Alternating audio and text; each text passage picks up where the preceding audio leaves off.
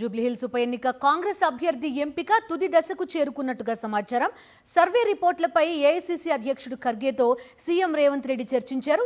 ఈ నేపథ్యంలో ఏ క్షణమైనా అభ్యర్థి పేరును ప్రకటిస్తారని అంటున్నప్పటికీ ఇప్పటికే నవీన్ యాదవ్ పేరు క్లియర్ అయిందని, ఆయనకే టికెట్ అని పార్టీ వర్గాల ద్వారా సమాచారం అందుతోంది. జూబ్లీహిల్స్ ఉప ఎన్నికకు షెడ్యూల్ విడుదల కావడంతో అభ్యర్థి పేరును ఏ క్షణమైనా ప్రకటించడానికి తెలంగాణ కాంగ్రెస్ సిద్ధమైందని సమాచారం.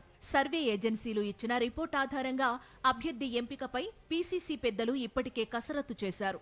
ప్రస్తుతం ఈ పని క్లైమాక్స్ కు చేరుకుంది. సోమవారం నాడు బెంగళూరు వెళ్లిన సీఎం రేవంత్ రెడ్డి ఏఐసీసీ అధ్యక్షుడు మల్లికార్జున ఖర్గేతో జూబ్లీహిల్స్ అభ్యర్థి ఎంపికపై చర్చించారట. స్థానిక పరిస్థితులు, సర్వే ఏజెన్సీలు ఇచ్చిన రిపోర్ట్ను ఖర్గేకు వివరించారట ముఖ్యమంత్రి.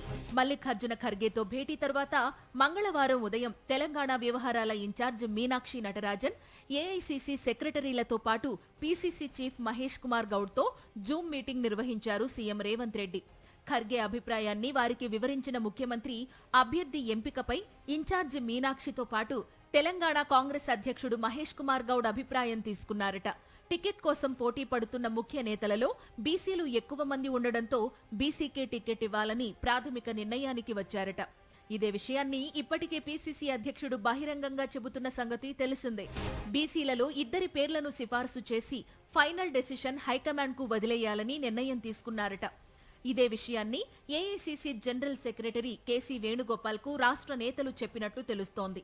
బీసీలలో టికెట్ కోసం పోటీ పడుతున్న వారిలో నవీన్ యాదవ్, బొంతు రామ్మోహన్, అంజన్ కుమార్ యాదవ్, విజయలక్ష్మి ఉన్నారు.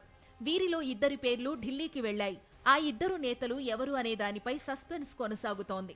ఫైనల్ లిస్ట్ లో తమ పేరు ఉండేలా ఆశావహులు ఇప్పటికే తీవ్ర ప్రయత్నం చేసుకుంటూనే ఉన్నారు. ఢిల్లీ స్థాయిలో ఇంకా తమ వంతు ప్రయత్నాలు చేస్తూనే ఉన్నారు. మొత్తంగా ఏది ఏమైనా 2-3 రోజుల్లో అభ్యర్థి ప్రకటన ఉంటుందని, సామాజిక పరిస్థితులు, గెలుపు అవకాశాల ఆధారంగానే అభ్యర్థి ఎంపిక జరుగుతుందని గాంధీ భవన్ వర్గాలు చెబుతున్నాయి.